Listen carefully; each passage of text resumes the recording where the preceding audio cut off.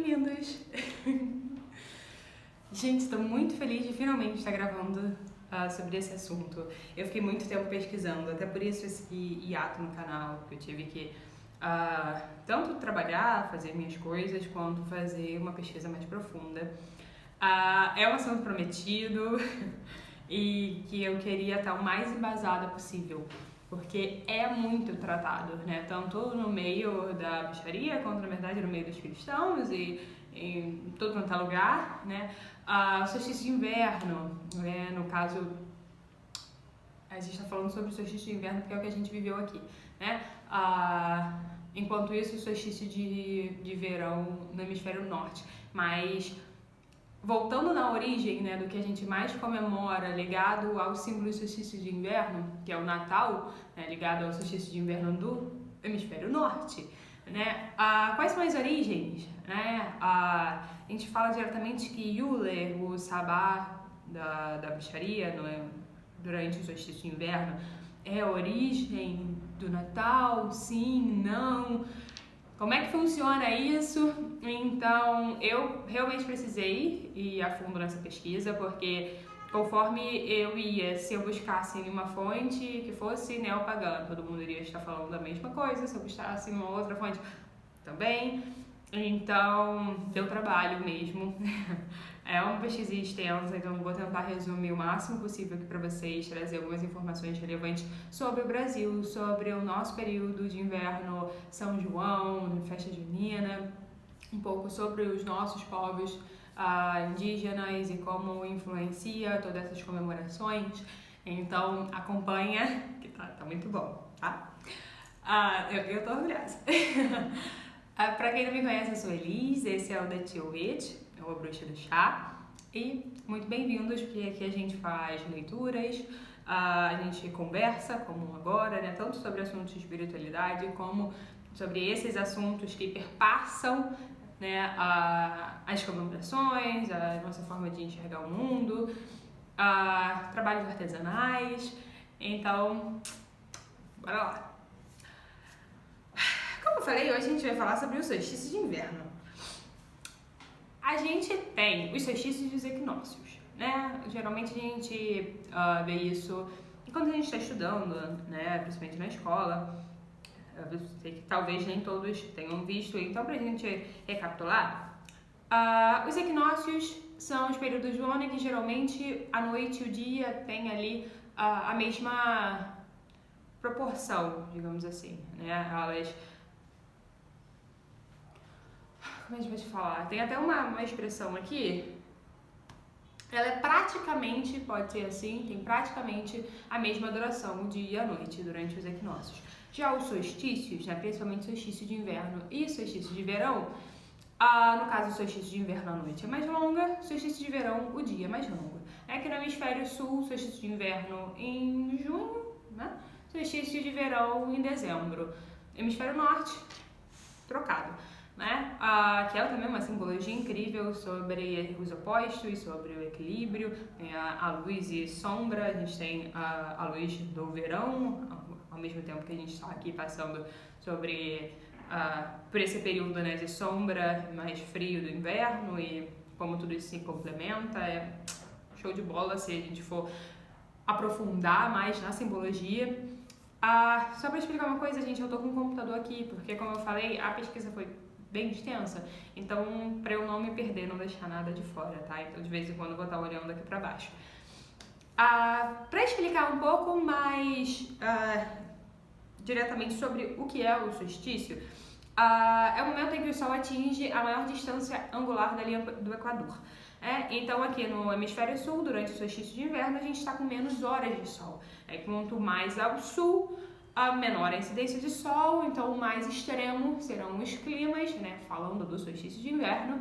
Então, mais próximo à linha do Equador, o movimento, né, que será sentido vai ser diferente, né, se eu não me engano, acho que bem ao norte ali é um período até chuvoso, enfim, mas eu não sou do Pará, né, do Amazonas, se alguém souber, né, pode explicar melhor isso pra gente. Mas quanto mais ao sul, mais frio, mais extremo o clima no inverno. É até um ponto interessante, né, que Polo Norte, Polo Sul, né? Qual que é o mais frio, né? No nosso caso é o Polo Sul, porque a altitude é muito maior, né? Então é o ponto mais frio. Enfim, mais afastado da linha do Equador. E durante esse período, né, a incidência do Sol durante o inverno é menor, enquanto o oposto é verdade, né? No solstício de verão, a incidência de Sol é maior.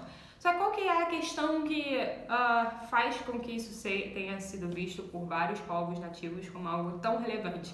Para além dessa questão da maior incidência do Sol, é o solstício de inverno, né? O início do período de inverno, né? Nesse período mais difícil, mais frio, principalmente se a gente estiver voltando nessas mitologias que a gente vai estar tratando, mais de origem europeia, né? Se a gente for para o norte da Europa, a gente vai estar falando sobre essa dificuldade de viver durante o inverno, né? Tendo em vista que a neve toma conta de todo o ambiente, né? Tudo fica com esse manto branco, há essa percepção até de uma falta de vida, a terra adormece, a vida fica muito mais difícil. Então, além das noites serem mais longas, do perigo da própria noite, a menor incidência de sol faz com que a fertilidade também caia e torne toda essa vida mais difícil de ser vivida, né? Então, a gente está falando, para além dessa questão do inverno, a partir do momento que a gente chega no solstício de inverno, tem uma outra simbologia incrível, que é, enquanto no ápice do verão, né, a gente está com o sol no solstício de verão ali arrasando, né, é o início do verão no caso, né, no solstício do verão, o sol está super potente, super aqui em cima da gente iluminando, gradualmente os dias vão se tornando mais curtos até a gente chegar no inverno. Então, o ápice de luz também é o momento em que a incidência de sol vai começar a reduzir do período de incidência de sol. Então, os dias vão se tornando mais curtos e as noites mais longas, até a gente chegar no solstício de inverno. Quando a gente chega no solstício de inverno, a beleza é que, passando desse ponto, os dias começam a se tornar mais longos. Então, a gente está falando de um período de esperança, a gente está falando da expectativa de que o sol vai voltar, né? Que a gente vai entrar em um período difícil de inverno, mas o sol vai se fortalecer até o momento em que ele vai estar nos iluminando com toda a sua potência novamente. Então, solstício de inverno, a partir de amanhã, a gente vai poder observar, né, a partir da astronomia, estou falando se a gente estivesse no solstício de inverno, né, no sapato dessas populações nativas observando o céu, a partir de agora os dias vão se tornar mais longos, a esperança, a vida vai retornar. Então, muitos desses povos faziam rituais, tanto coletivos quanto individuais, dentro da sua casa, com a sua família, pedindo para que essa energia do sol retorne, né? Cedendo sua energia para o sol, para que o sol se fortaleça, trazendo elementos solares para que possamos fortalecer o sol, né? Então, isso dependendo da perspectiva, ou a gente está fortalecendo o sol, ou está pedindo para que o sol retorne. Nessa colaboração entre humanidade e astros, há muita mitologia muito bonita em volta disso, né? E a partir do momento que os dias passam a aumentar, a gente está celebrando o sol. Então, muitas divindades ligadas à imagem do sol tendem a ser celebradas durante o solstício de inverno, justamente porque ele vai retornar. E aí, lembrando, solstício de inverno, dezembro, Natal, tá por ali. A gente vai entrar nisso mais a fundo. Então, vamos lá. Referências do Natal que são ligadas, sim, a festividades consideradas pagãs. Mais à frente a gente vai fazer uma conversa dessa explicando exatamente sobre o que seria o paganismo. Já tenho até uma ideia mais ou menos de como vai ser o título, mas tô até rindo aqui, me perdoem, gente, volto pra cá. Mas só para resumir, é tudo aquilo que não é cristão, né? Tudo aquilo que tem alguma outra origem, perspectiva, outra mitologia, outra fé, outra crença, é pagão, porque é em oposição ao cristianismo. A gente pode resumir agora, só para compreensão rápida, mais ou menos isso. Então, Sim, muitas das práticas que nós temos hoje de Natal, considerando o Natal como esse feriado, como esse momento de troca, são de origens pagãs, mas não necessariamente o Natal cristão do nascimento de Jesus tem essa origem, e eu vou chegar lá. Então, algumas das nossas referências, como por exemplo as luzes, frutas secas, algumas cores, vermelho, verde, branco, o renascimento da luz, do sol, da criança, da promessa, tem origem sim em festividades, né, que a gente agrupa e chama de Yule, de origem germânica. A gente está falando das frutas secas, por quê? Como eu falei antes, vai chegar um período rigoroso, né? Então algumas ações eram necessárias serem feitas, principalmente para essas populações mais ligadas à terra, mais dependentes dos ciclos da terra. Hoje a gente consome aquilo que outras pessoas têm o trabalho de produzir, mas anteriormente não era bem assim. Então observar a passagem dos ciclos, observar os movimentos astronômicos, era muito relevante, porque isso determinaria o que você teria para comer durante a outra parte do ano. Então, alguns passos eram necessários, né? E os sabás da roda das bruxas nos lembra muito isso. Lembrando, a roda, né, do ano da bruxaria não tem nada de anticristão, é a marcação do tempo, é um calendário mesmo. Então ele lembra a gente, agora é o período em que vai começar a lactação dos animais, agora é um período em que vai começar a frutificação das árvores, e aí a gente tem o sol, a lita, e aí vai diminuindo, então agora a gente tem que começar a se preparar para a estação mais longa do ano, então a gente tem que começar a colher algumas plantações, a gente tem que produzir alimentos em potes para poder durar o inverno. A gente vai ter que sacrificar alguns animais porque eles não vão aguentar a dureza do inverno e assim também armazenar alimentos para a gente para esse período. E entre uma dessas ações está a produção das frutas secas, porque enfim, a gente já colheu as frutas, a gente vai entrar no inverno, não vai ter mais frutas disponíveis ali prontas na hora, né, suculentas, como eu te chamo isso, esqueci a palavra, você pega e come, perdi a palavra para isso, então a gente vai tentar armazenar ela o mais longo possível, por mais tempo possível. E aí vem a questão das frutas secas, que a gente faz uso até hoje no Natal, já sem muito conhecimento sobre a origem disso, e tá aí, né, durante a dureza do inverno, gente, eu tô com alergia, perdão, durante a dureza do inverno, a gente guarda os alimentos dessa maneira para que ele possa durar por mais tempo e a gente garanta o nosso alimento. Então, frutas secas em panetones, em vários outros usos, tem essa origem. Cores, né? Verde, vermelho, né? A gente lembra dos pinheiros. Pinheiro não necessariamente, apesar de eu ter visto muito isso, principalmente por pessoas do meio, né? Citando aqui os pinheiros, tem origem Yule, não necessariamente, né? A árvore de Yule, sim, né? A palavra Yule vem de um tronco de uma árvore que era cortado e levado para dentro de casa durante esse período. Então, preciso parar de coçar isso. E agora, como é que eu vou viver com essa alergia? Vai ficar aí. O tronco de Yule era cortado e levado para dentro de casa para você acender lareira, para você se aquecer durante esse período e também para enfeitar. Colocar velinhas, iluminar a mesa, havia muito uso das velas, então tanto para iluminar quanto para aquecer, como também para atrair a energia do sol, né? Vários desses artesanatos, né? Guirlandas na porta, guirlandas que te protegeriam dos espíritos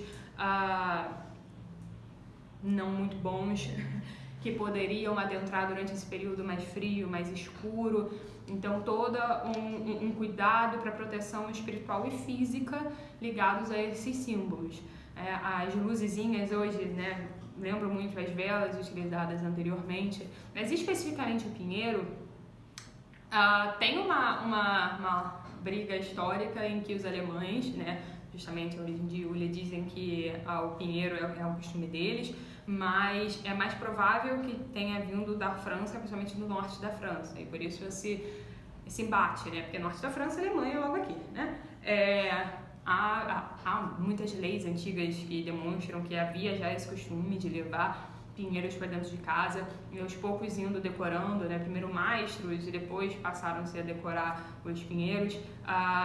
Leis tentando segurar isso no norte da França, porque as pessoas estavam fazendo isso em grande quantidade, então é indicado que venha de lá, esse costume não necessariamente de Iule. Gente, vou estar colocando as referências de tudo aqui na descrição, tá bom?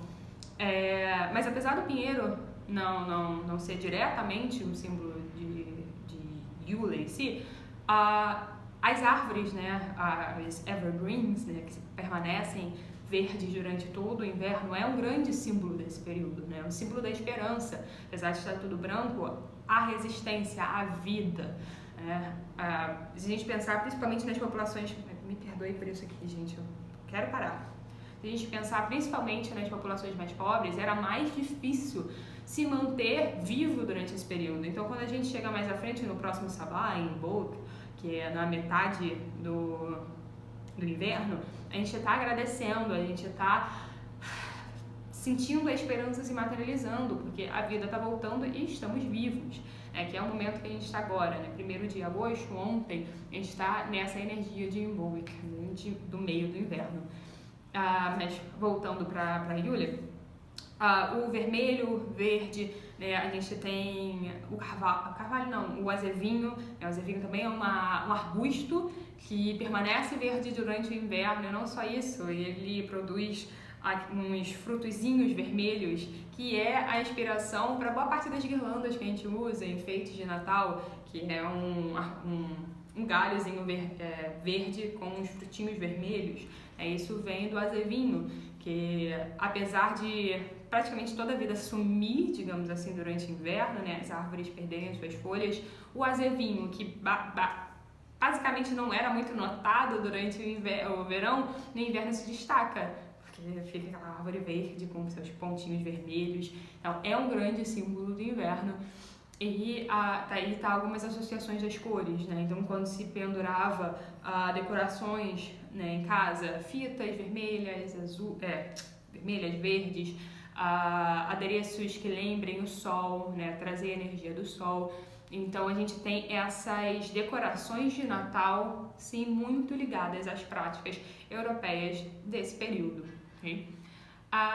E aí, especificamente sobre Iule, né? Como eu falei, tem origem germânica, acontecia entre 21 e 22 de dezembro, justamente durante o solstício de inverno do hemisfério norte, e era o momento em que eram feitos rituais de fertilidade ao deus Sol e à deusa natureza.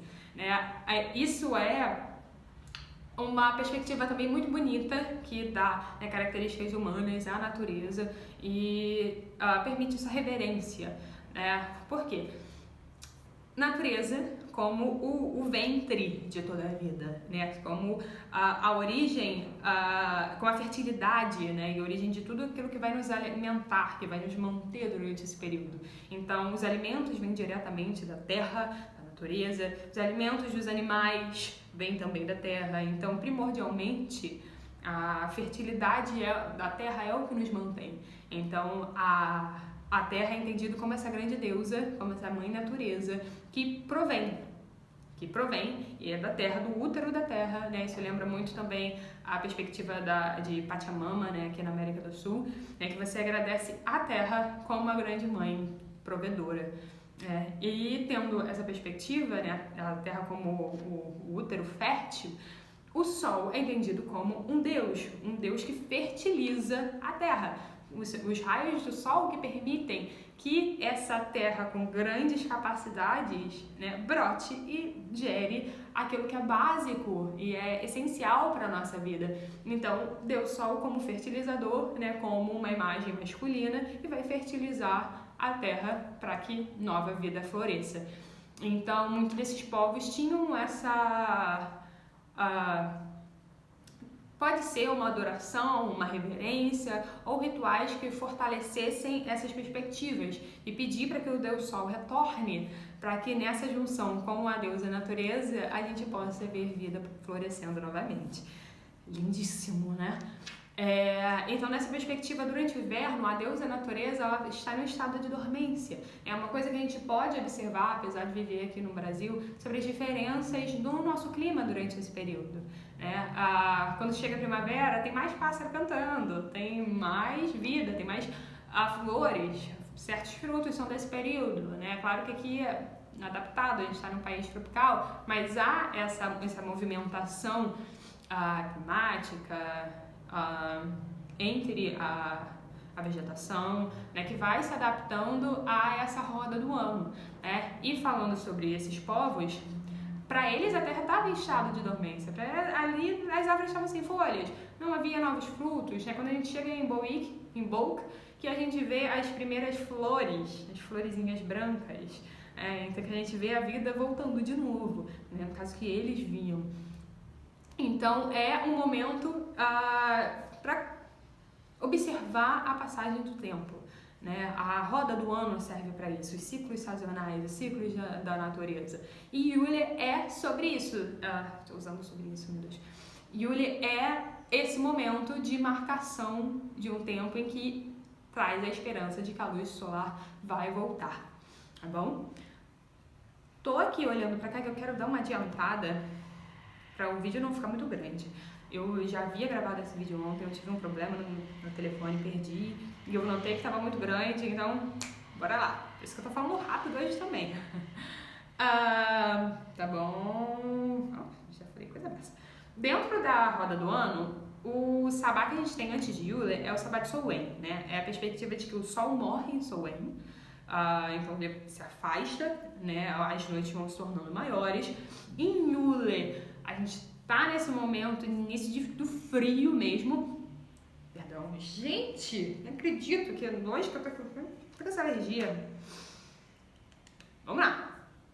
Que em Yule, os dias vão começar a crescer e aí a gente tem Bolk, e logo depois Ostara, que é a primavera, até chegar ao oposto que é Lita, que é o verão, o solstício de verão. Então a gente tem a morte do sol em Samhain, até morte do sol Samhain, Yule, toda a passagem em Bolk, Ostara e Beltane, até a gente chegar a Lita, que é o verão, o momento em que o sol está dominando e em que as noites vão começar a crescer novamente. Tá. Vamos lá. Pulando pra gente ir mais rápido ainda. E o assunto é super interessante, gente. Me perdoem por estar correndo.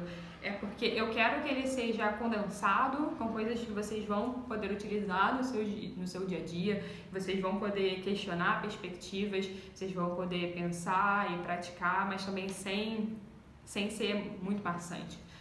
Então vamos lá juntos nesse trabalho. Meu Deus do céu. Falando sobre o azevinho novamente, a gente tem um mito celta que é muito associado à origem do Papai Noel, Não necessariamente é ele, mas sim tem uma simbologia que lembra bastante, que é do rei Carvalho e do rei Azevinho. Nessa história, é uma mitologia celta, como eu acho que eu já falei anteriormente. Nessa história, o rei Carvalho e o rei Azevinho são dois cavaleiros que lutam pelo amor da deusa natureza, digamos assim. E quem são eles? O carvalho é essa árvore magnífica, eu adoro carvalho, gente. Grande, esplendorosa, uau, carvalho magnífico. Mas que durante o inverno ela perde as folhas. Então ela perde um pouco dessa potência toda, um pouco não, porque ela perde as folhas, ela perde essa potência toda durante o inverno. Enquanto, como eu citei anteriormente, o azevinho, que é um pequeno arbusto, se destaca com seus frutinhos vermelhos e as suas flores verdes, suas folhas verdes. E quando o verão retorna, o carvalho produz de novo as suas folhas e toma esse seu lugar de poder novamente. Então, sendo duas árvores que simbolizam o poder do verão e o do inverno. E nessa história, os reis batalham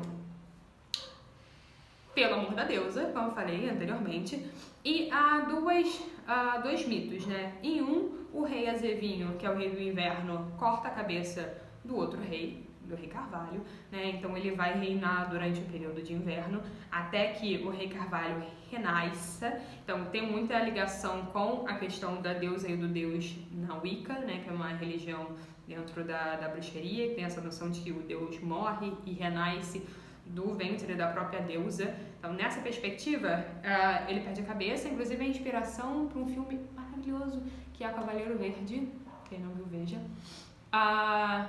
O rei Azevinho domina, né, durante esse período mais noturno e mais frio, até o momento em que o rei Carvalho renasce como uma criança, a partir de Uller, né, vai se fortalecendo até chegar no ápice do seu poder em Lita, Deus, que é no verão. Enquanto isso, na outra versão do mito, o rei Azevinho vence e o rei Carvalho se retira para descansar. Então, nesse caso, o sol não necessariamente morre e ele se fortalece durante esse período de inverno, ele descansa após uma luta muito difícil e ele volta no período de Uller para retomar de novo o seu lugar. E o rei Azevinho, que era um rei sábio, um senhor, essa imagem, se afasta e dá lugar para o rei Carvalho, sem precisar de uma nova luta, dominar, né? Então aí a gente passa a ver o poder do Carvalho sendo exercido novamente. O rei Azevinho, ele é uma imagem, como eu falei anteriormente, que lembra muito o do Papai Noel que a gente tem hoje. Então, muito provavelmente é a origem das renas, dos coelhinhos, esquilos. A imagem do rei Carvalho é de um senhor com barba branca, com uma coroa de azevinhos, cercado por esses animais. É um senhor sábio que domina esse período mais frio da Terra. Enquanto Carvalho é um rei jovem, potente, é o próprio símbolo do sol.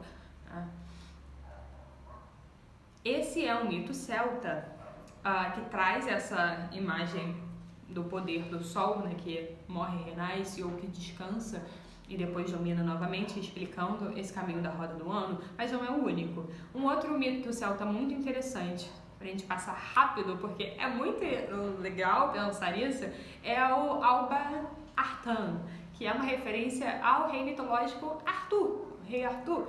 Então, não há evidência de que o rei Arthur realmente tenha existido. Ele pode ter sido algum rei muito antigo daquela região, mas ele foi muito associado às mitologias, então não se tem certeza de se ele realmente existiu. Como a gente vai ver aqui agora, ele fez parte da mitologia local, né? Então ele tem essa característica de quase um deus.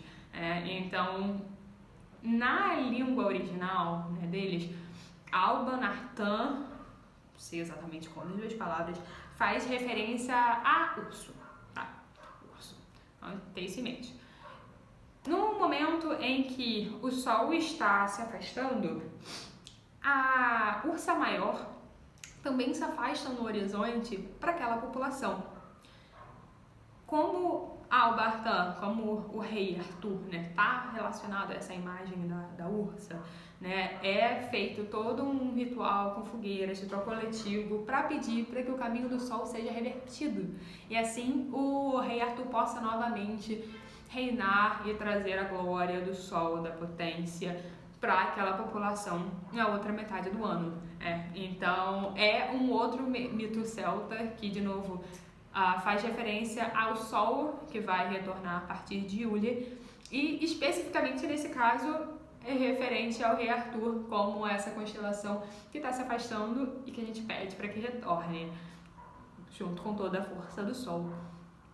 E falando sobre algumas das grandes construções que nos lembram, grandes monumentos que nos lembram o solstício, o primeiro que é sempre citado é o Stonehenge. Mas antes de eu falar de Stonehenge, porque ele é referência a solstício de verão, vamos falar sobre um dos solstícios de inverno, que é o assunto que a gente está, que é o Newgrange. O Newgrange fica na Irlanda. Quem quiser dar uma pesquisada depois ou ver aqui nas fontes, é como se fosse uma caverninha redonda, construído mesmo de pedra, tipo um salão redondo de pedra, no meio do nada, de uma montanha gramada, e que na sua construção foi calculado, né, geralmente essas coisas levam muitos e muitos anos, gerações, para ter a certeza daquilo ali, foi calculado para que no momento do solstício de inverno a luz que adentrasse a passagem que foi deixada disponível iluminasse toda aquela caverninha.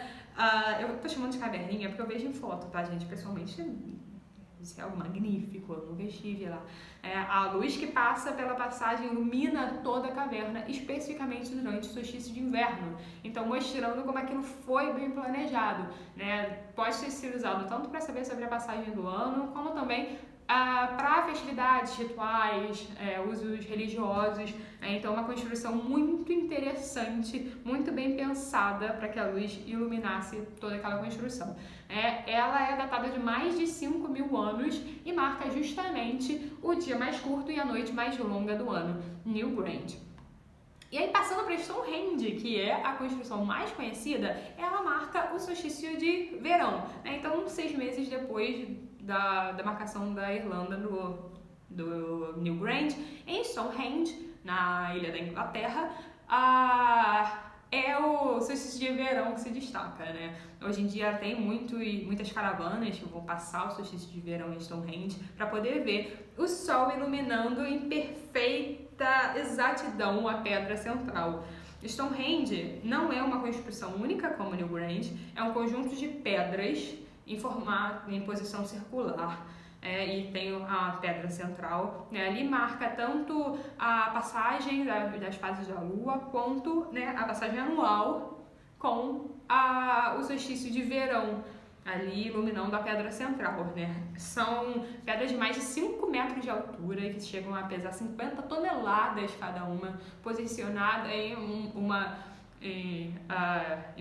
posições, né, matematicamente perfeitas e com muita ligação astronômica, né, justamente marcando toda essa passagem.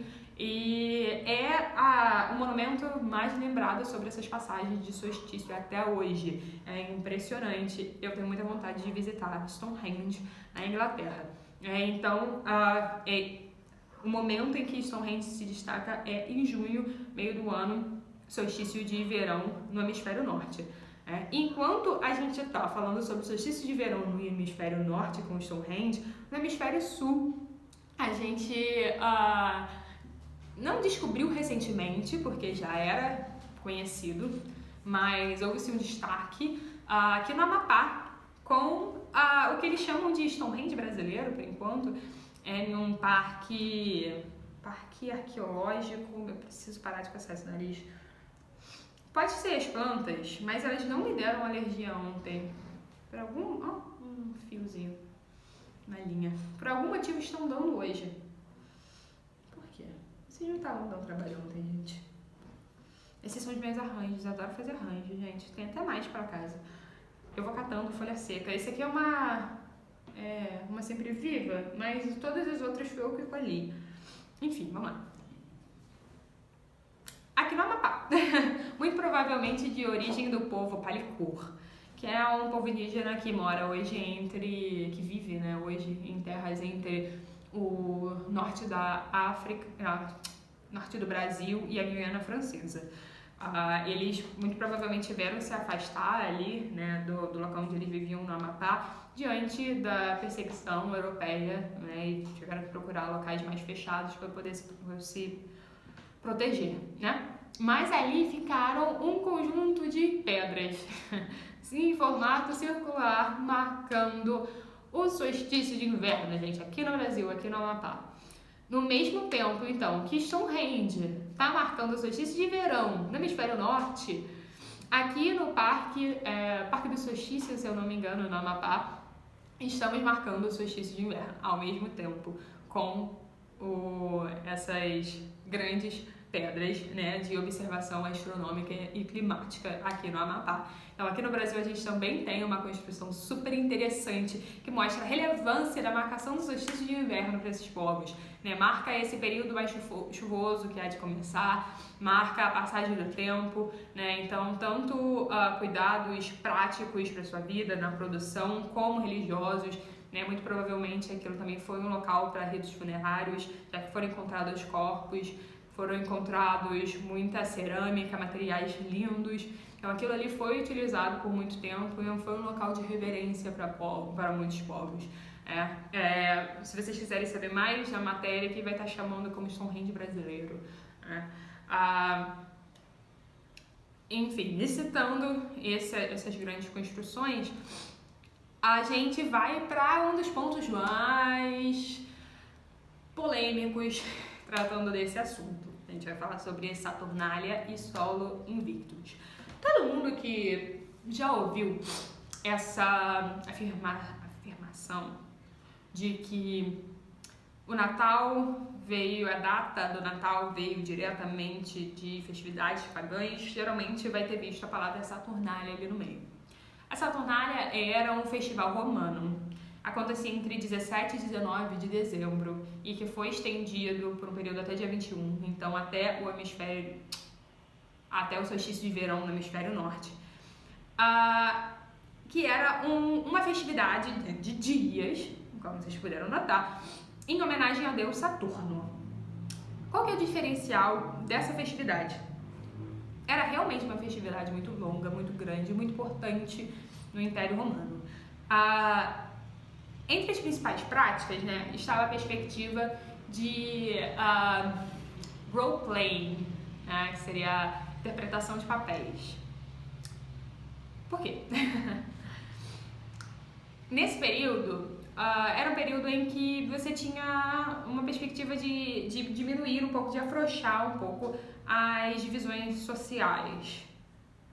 Perspectiva, afrouxar, não é exatamente inverter, né? Então, era um período de muitos jogos, apostas, certas liberdades, mas a questão mais curiosa era da aproximação, né, da presença entre escravizados e nobres nesse período. Sobre Saturnália, há uma quantidade extensa de documentos, de escritas acerca desse evento, que realmente era muito relevante. A gente tem que ter em mente que tudo isso foi produzido por nobres, né? Eram as perspectivas deles.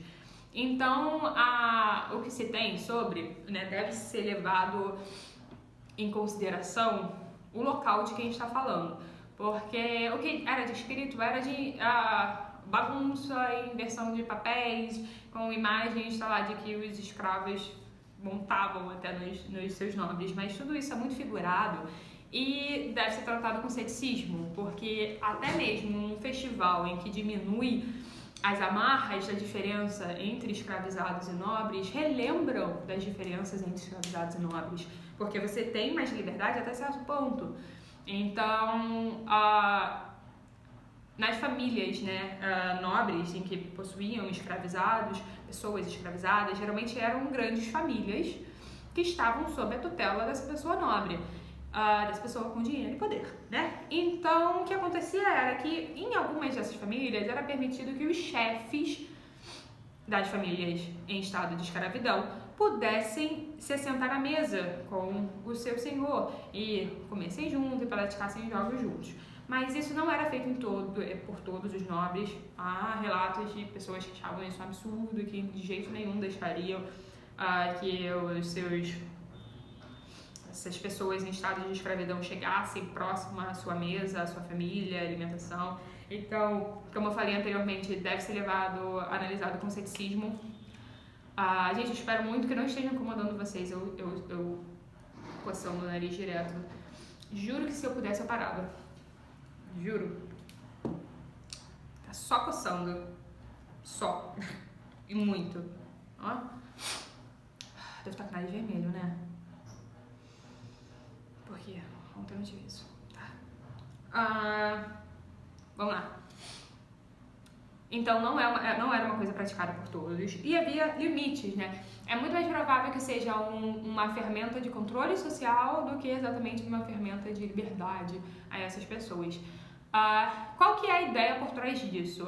Na mitologia, dizia-se que o período em que Saturno governava a Terra foi um período em que não havia diferenças sociais, em que todos viviam em comunidades com bens compartilhados, né, com bens comunais, sem diferença de classe. Então, festejando em homenagem ao período em que Saturno era o governante da Terra e permitia esse tipo de coisa, era feito esse afrouxamento das posições sociais, né, durante a Saturnália.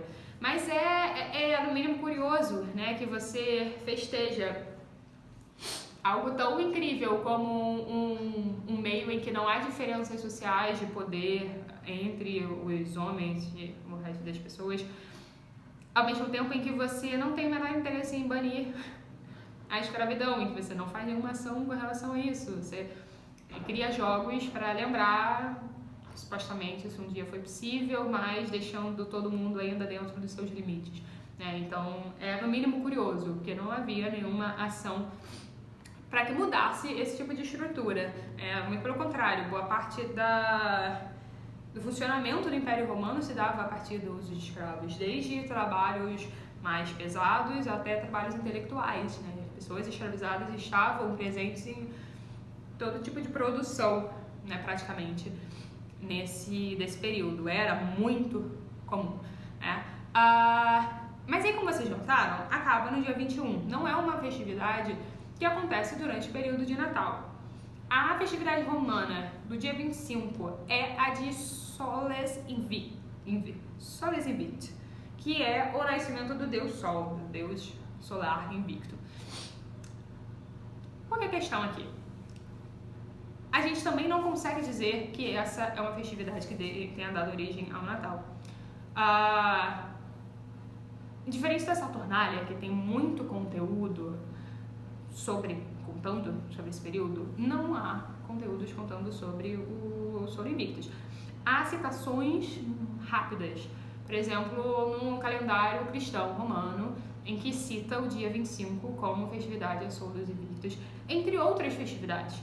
Então, muito provável que uma festividade no dia 28 de agosto fosse maior para o deus Solis Invictus do que 25 de dezembro. Então, 25 de dezembro era só mais uma festividade.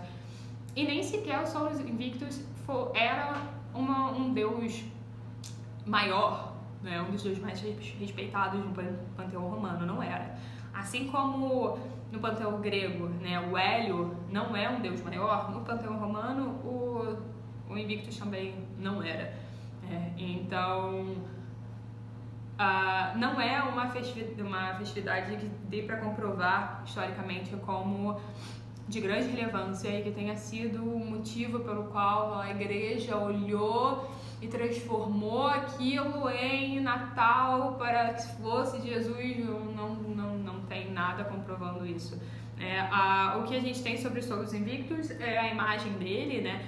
Ele personificava o próprio sol, ele era um jovem sem barba, em carruagem, com raios de sol em volta da cabeça. E a única coisa que ele tem em comum com a Saturnália é que era muito próximo, uma das comemorações dele, né, muito próximo, e não o fato de ter muita gente mostra a relevância, só que eram diversas datas, né, num calendário que marcavam, né, a presença do Solis Invictus ali. Então, isso. Então, um ponto até interessante é citar que a origem, né, do conhecimento que a gente tem sobre o dia 25 para a comemoração do Solis Invictus é o calendário cristão romano. Isso nos lembra que essa divisão e até um preconceito que a gente tem hoje, né, nessa briga entre cristãos e pagãos, o cristianismo olhando para o paganismo como se fosse uma coisa horrorosa, não é uma coisa comum em qualquer momento da história, não era. Na verdade, tudo aquilo que era considerado hoje pagão era o dia a dia das pessoas. Eram as pessoas observando a natureza, eram as pessoas observando o ciclo de plantação, o ciclo do sol. O que a gente considera hoje paganismo era o meio em que essas pessoas viviam. Então, no calendário cristão romano, havia tanto as festividades cristãs quanto as festividades pagãs, porque era questões sociais, era a realidade que se vivia. Então havia uma porosidade muito grande entre uma coisa e outra. Até por isso é muito mais provável que os romanos tenham aceitado de forma mais natural a inserção aos poucos do reconhecimento, né, nessa perspectiva de reconhecimento do nascimento de Jesus no dia 24 de dezembro. Porque havia já essa associação de que após o período de solstício de inverno, né, o sol retoma, então seria um dia para a vinda, né, dessa deidade iluminada, né, nessa perspectiva de Jesus. Então já havia esse pensamento coletivo.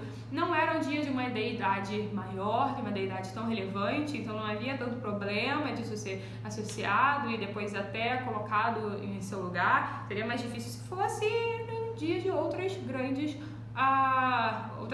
divindades, mas havia ali o 24, né, Jesus, a Saturnália, tudo ali um pouco convivendo, né? Não nesse período em que a Saturnália era mais relevante, tá? A questão do cristianismo ele vai vir chegar depois.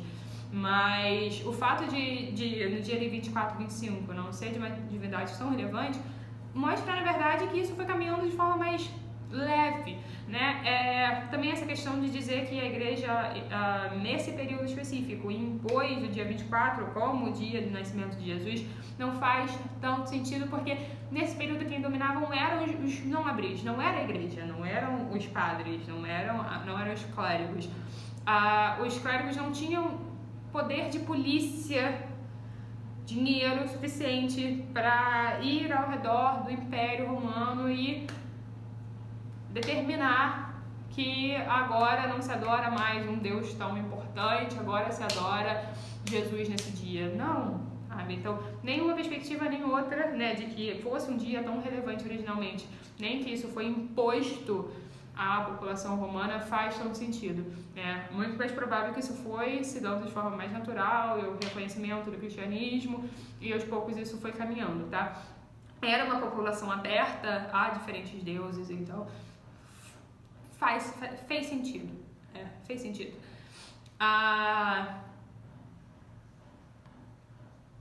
Isso. Como eu falei, não há fontes que indicam que os cristãos teriam se apropriado de uma data pagã para o Natal, tá? Então, aqui a gente tem que tomar cuidado, inclusive, porque quando a gente está aqui no neopaganismo, a gente quer, não, mas a origem do Natal é pagã e vocês apagaram, não sei o quê, a gente está querendo legitimar a nossa fé. Mas, sinceramente, a gente não precisa de argumentos externos da fé dos outros para poder legitimar a nossa. A nossa é relevante porque é nossa, porque a gente acredita, porque a nossa experiência torna isso relevante no nosso dia a dia. Eu entendo que depois de tanta perseguição, de tanta história, as pessoas sentem necessidade de se afirmar, não, a origem disso tudo é pagã e tudo mais, mas não há essa necessidade. A fé é relevante porque você acredita nela, porque você vive ela.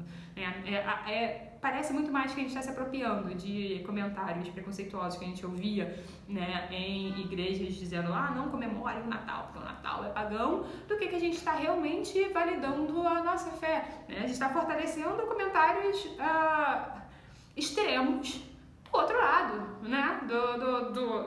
Tendo essa vista de oposição. Não tem oposição para mim. Né? A minha origem é cristã, apesar de hoje eu não estar mais praticando. Mas a gente está justamente fazendo o argumento que antigamente a gente achava um absurdo, tipo, como assim, não vai comemorar o Natal? Então vamos tomar cuidado pra gente não estar trazendo pra gente aquilo que a gente considerava, né, no mínimo complicado. Na verdade, as fontes extensas demonstram um trabalho, esforço para conseguir determinar uma data para a morte e nascimento de Jesus. Né? De forma individual e não a partir do aproveitamento de uma data pagã. As fontes mostram que estudiosos cristãos, né, buscaram interpretar, principalmente ali o livro de João na Bíblia, na nossa Bíblia de hoje, né? Então especificamente o livro de João, refluxo. Eu tô toda quebrada, né, gente? Pelo amor de Deus! Vamos lá! No calendário hebraico, né, original, entre aspas, né, naquele período, para tentar compreender quando foi que aconteceu a morte de Jesus.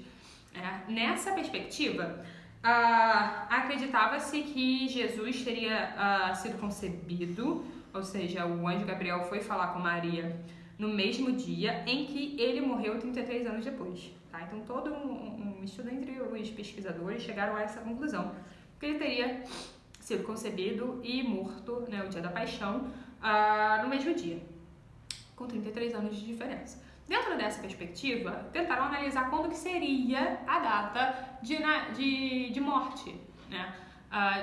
Morte? Eu tava com ele. Enfim. É por isso a minha confusão, porque tanto faz a data de morte ou de concepção, né? A data de concepção tendo visto dia e mês, de Jesus Cristo. Como isso foi uma questão de interpretação do calendário hebraico, duas grandes correntes se formaram, né? Teve a corrente cristã ocidental, que chegou a 24 de abril, é isso? 24 de março, não, 25 de março, isso, e a cristã ortodoxa com os 6 de abril, é aí que tá abril, por isso que eu confundi.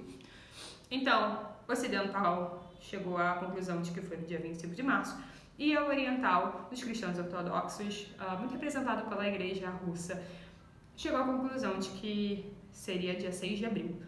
Então, como é que a gente chega ao nascimento? Né? A gente chegou ao cálculo da concepção e da morte, né? 33 anos depois. No nascimento, gente, a data do nascimento, que chega ao dia 25 de dezembro, é só uma adição simples de 9 meses. É esperado que uma mulher leve 9 meses gestando uma criança. E eles só adicionaram fechado 9 meses. Então, de 25 de março, né, após toda essa tentativa de traduzir o calendário hebraico, se adicionou 9 meses, 25 de dezembro. E no caso da Igreja Cristã Ortodoxa, se adicionou 9 meses, 6 de janeiro. Por isso que a Rússia, até pouco tempo a Ucrânia também, agora eles estão também comemorando o dia 24 de dezembro, problemas ali geopolíticos, mas até pouco tempo aquela região comemorava o nascimento de Jesus no dia 6 de abril. Então, demonstrando que foi um período de cálculo de interpretação do calendário, como eu falei anteriormente, para se chegar à data de nascimento, adicionando apenas 9 meses. O que a gente pode dizer com relação a fenômenos astrológicos, astronômicos, que podem ter influenciado essa decisão, é no máximo que foi considerado poético, né? O nascimento de Jesus ser próximo ao solstício de inverno, né? O momento em que o sol passa a se fortalecer, né? Tanto a gente pode considerar isso como algo relevante, principalmente na determinação do nascimento de João Batista, né? Que foi calculado 6 meses para poder, nesse ciclo anual, né, fazer sentido de que João Batista foi durante o solstício de inverno e Jesus durante o solstício de verão, né? Em João, se não me engano, no capítulo 3, né, João diz que é necessário que ele cresça e que eu diminua, que eu diminua e ele cresça, de que para ele cresça eu diminua, algo por aí. E nessa linha, né, foi se associado, né, aos solstícios, já que a partir do solstício de inverno, né, que é a nossa festa junina, a noite diminui, né? A noite que precede o dia diminui e os dias passam a crescer, enquanto no solstício de verão nós temos o ápice do sol. Não, ao contrário, gente. Ao contrário. João Batista, é muito difícil quando a gente está falando de hemisférios, né? Porque a gente está falando do nosso solstício de inverno, mas João Batista, a gente está falando do hemisfério norte. João Batista durante o solstício de verão, né? No dia em que a noite, a partir do momento em que as noites passam a crescer, e Jesus no solstício de inverno, né, no Natal. Após o solstício de inverno, no Natal. Um momento em que os dias passam a ficar mais longos, né, com o nascimento do Sol. Né? Então, solstício de inverno, hemisfério norte, Natal. Solstício de verão, hemisfério norte, né, meio do ano, junho. Isso é traduzido para o Brasil pelos portugueses, e a gente vai estar no solstício de inverno. né? Mas no hemisfério norte é no solstício de verão, momento em que as noites passam a aumentar. Isso, solstício de verão, as noites passam a aumentar. Então, nessa perspectiva de datar exatamente 6 meses antes, como o nascimento de São João, ou de João Batista, ou do João Precursor, que a gente pode ver realmente essa perspectiva astrológica, astronômica sendo aplicada, tá? Mas não necessariamente na data de nascimento de Jesus Cristo. Então, gente, não foi escolhido 25 para combinar com Saturnália nem com Solos Invictus.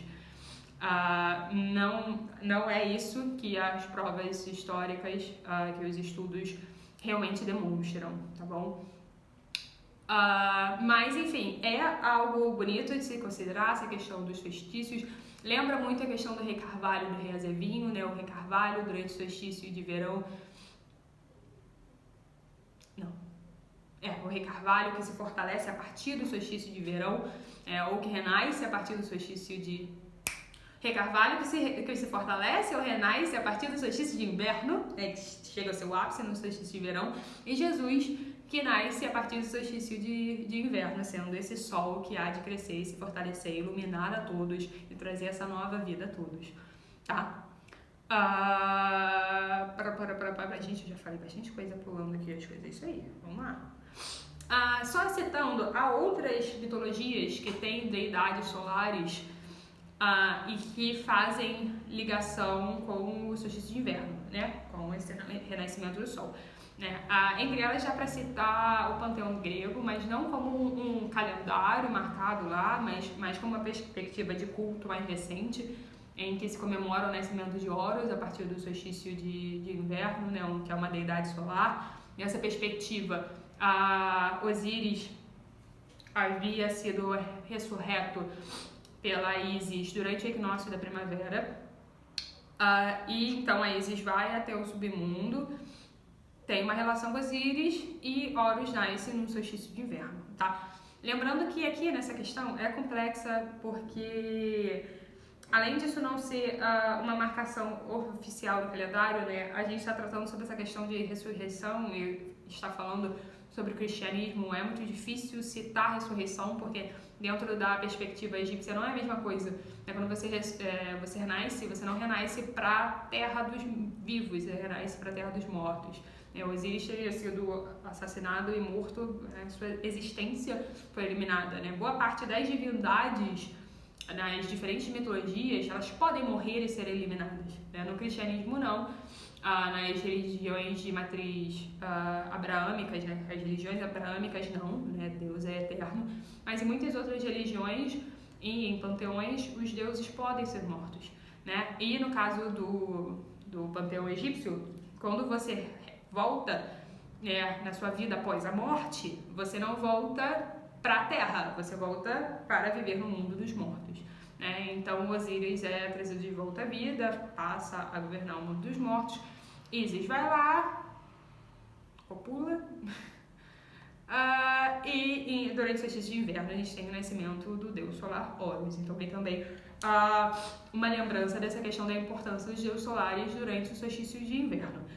Uma outra citação incrível, gente, em Cusco, no Peru, tem todo ano uma festividade chamada Inti Raymi, que é ao deus Sol Inti, um deus Inca, Inti. Então, é uma comemoração a esse novo ciclo de vida, a fertilidade que há de ser trazida pelo Sol, o renascimento do Sol após o solstício de inverno. E um ponto muito importante para a gente aqui é considerado um momento de conexão entre o mundo espiritual e material. Então, em que você pode aproveitar nesses momentos de passagem limiares, na roda do ano, são os sabás, em que você pode fazer pedidos, agradecimentos, fazer leituras, Então, consultar oráculos, que é os momentos em que você tem maior comunicação com as divindades, com o mundo espiritual. Tá? Isso nessa perspectiva inca, mas também na bruxaria a gente tem um pouco dessa perspectiva. Claro, tendo momentos em que isso fica ainda mais leve, como se diz, o véu entre os mundos fica ainda mais fino, que é no Samhain.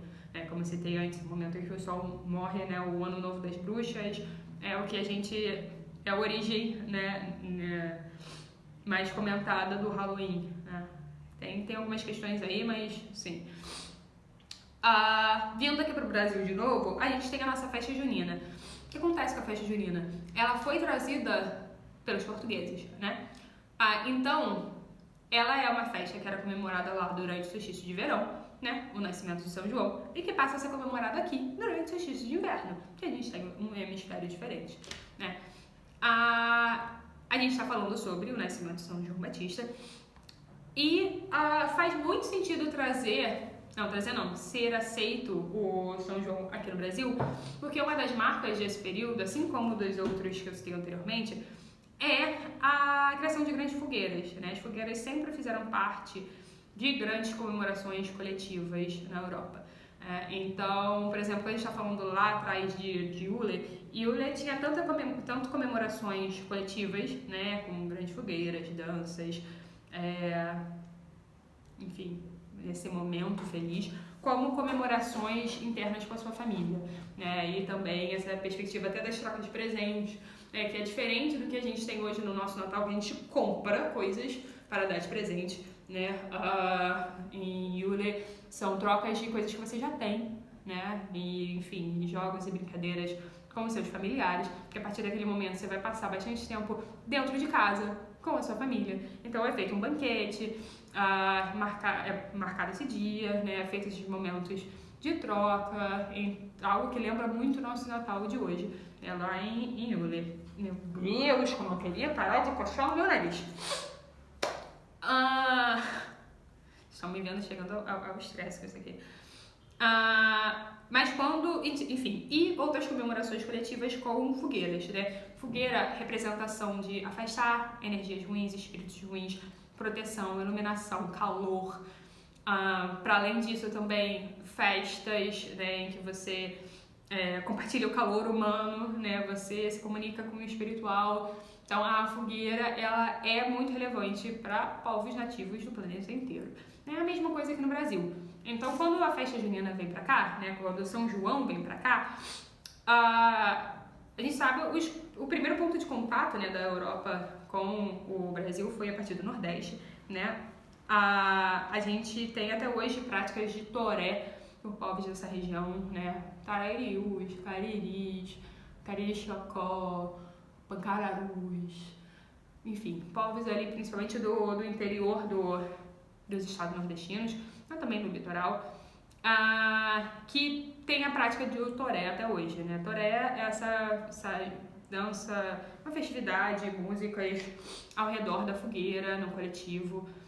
Então já era uma prática comum, né, utilizar a fogueira nesses momentos comunitários, né? E fazia mais sentido ainda porque nós estávamos no inverno, né? Fogueira, calor, iluminação, inverno. Então é muito bem aceito a festa de São João, para além da imposição do próprio catolicismo, né? Claro, tem inicialmente a imposição de todo o catolicismo, né? A demonização das práticas nativas, todo esse processo, né? Mas depois, quando é feito todo o secretismo, a inclusão das festividades, né? Passa a ter uma mixagem, né, nessas práticas, tá? Não estou dizendo que foi, aqui, essa aqui é a festa junina, que coisa incrível, não, né?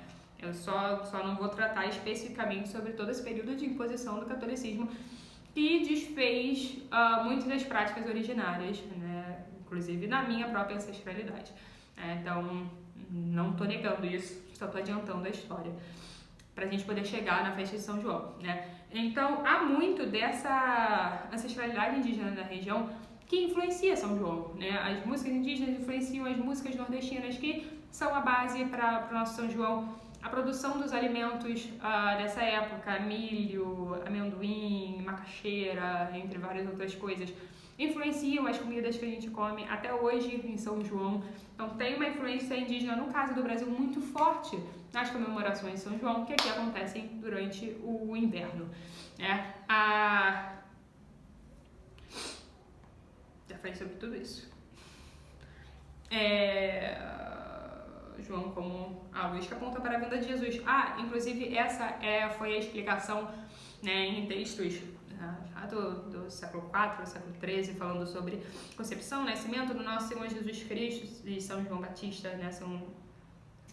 Há 2 textos desses períodos que tratam sobre esses cálculos de Jesus e João Batista, e que diz que João é a luz que aponta para a vinda do Senhor Jesus. Então essa é a explicação para que as fogueiras já utilizadas originalmente por povos na Europa, né, por povos que hoje a gente fala que são pagãos, ter sido associado também à festa de São João, né, já que João seria essa luz, né, que vem antes da luz real do sol, que seria Jesus nessa mitologia. Então, enquanto aqui no Brasil a gente está tendo São João em 24 de julho, enfim, há muitas outras festividades, né, de solstício de inverno ao redor do mundo, né? Eu citei Inti Raymi aqui no Peru, e há outros povos todo ao redor do planeta, em diferentes continentes, que também veem essa relevância do retorno do sol e do início do inverno. Aqui, inclusive, rapidamente, como eu já citei, povos nativos que já tinham comemorações referentes a esse momento, né? Entre os Cariris e os Tararius havia o Bati. O Bati era como se fosse uma festa junina, uma festa de ano novo, né? No início de um novo ciclo, em que se comemorava a aproximação das Pleiades, que são 7 estrelas citadas tanto aqui na mitologia indígena, Tarariu e Cariri, como na mitologia grega, né, as 7 estrelas, as 7 Pleiades, pois as Pleiades seriam a morada do deus criador Bazé, que é o deus do fumo. Então já tinha, como comentei antes, uma comemoração, uma reunião que era feita durante esse período de solstício de inverno aqui na região. Então era já um período muito reconhecido e relevante para esses povos. A gente tem em outras regiões, né, outras influências também indígenas na forma como a gente faz o nosso solstício de inverno. A gente tem o costume de consumo de peão, com origem indígena, bebê quentão, e até a infusão da erva mate, né, que é muito comum no sul. Especificamente os Guarani e Biá tem uma cerimônia de erva mate que acontece durante o solstício de inverno. Também nessa noção de um novo ciclo, eles chamam de tempo novo, né? Seria um ano novo, faz muito sentido um ano novo ser durante o solstício de inverno, já que é o renascimento do sol, em que inclusive previsões e visões de futuro eram feitas pelo pajé. Então também em consonância com as outras perspectivas de que esses momentos de passagem, né, que na bruxaria são chamados de sabás, são momentos muito frutíferos para a comunicação espiritual, agradecimento, pedido, leitura de oráculo e previsões de futuro, tá bom? E antes de fechar nessa parte Brasil, não tem como não passar rapidinho pela festividade mais diferente que a gente tem aqui nesse período de solstício de inverno, que é o Festival de Parintins, né? E rapidamente, a origem disso está na lenda do Boi Bumbá. Essa lenda conta sobre a história de uma mulher escravizada que estava grávida e que passou a sentir um desejo muito grande de comer língua de boi. O seu marido, ele vai atrás do raio da língua de boi e infelizmente mata o boi favorito do senhor daquela região. Esse senhor, né, o dono dali, ameaça matar esse rapaz principalmente, e um pajé intervém e ressuscita o boi para que essa tragédia fosse evitada, né? Ninguém fosse morto. E daí sai a lenda do Boi Bumbá. Originalmente era uma procissão, né, que era feita de casa em casa, pelas ruas, durante aquela região.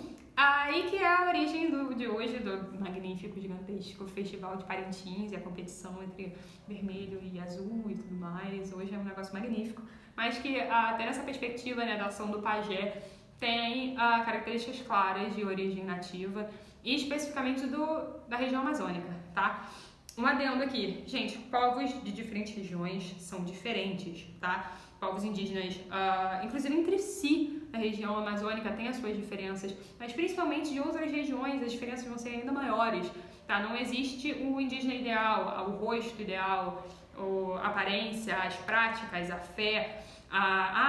Vou me aproximar da cultura indígena e faz uma miscelânea de povos diferentes. Ainda mais se for de outros continentes, gente. Quando a gente usa A gente não, porque eu não faço isso. Quando se usa aqueles cocares norte-americanos para dizer que está homenageando indígenas, não é nem da mesma região, não, nem de longe é o mesmo povo. Não, sabe? Até entre eles lá na América do Norte, que é um continente enorme também, com muitos povos, eles não utilizam o mesmo cocar, então a gente precisa respeitar essas diferenças nas origens, nas práticas, nas fés, nas metodologias. A gente respeita a diferença entre países, gente. Respeita entre povos diferentes, são povos, tá bom? Tá, e aí a gente fecha essa parte, só lembrando que agora a gente está chegando em Emboik, quer dizer, a gente chegou em Embouk, como vocês podem ver, nenhum nome é português, então é difícil. A gente chegou ontem, 1º de agosto, em Embouk. É um momento muito relevante sobre o renascimento da vida após Yule. Eu não vou falar muito sobre isso aqui para o vídeo não ficar grande, mas eu vou fazer um período de leituras para os signos. E eu vou tratar um pouco sobre todo esse significado de Emboik, como ele é relevante, especial. E vou estar compartilhando as mensagens da espiritualidade baseada nesse período, tá bom, gente? Então, eu espero ter deixado claro algumas dessas questões mais complicadas que a gente ainda vê até hoje sobre a origem de certas festividades. Desculpa pela pressa, é que eu não gostaria que esse vídeo fosse muito maçante. E muito obrigado por ter chegado até aqui, tá? Eu ainda tenho uma lista de outras comemorações que são feitas em diversas regiões, mas eu não vou falar aqui com vocês, vai estar disponível nas fontes na descrição, tá bom? O que mais vocês quiserem falar, pode falar comigo aqui nos comentários que a gente conversa nos próximos vídeos, tá? Beijo e até mais!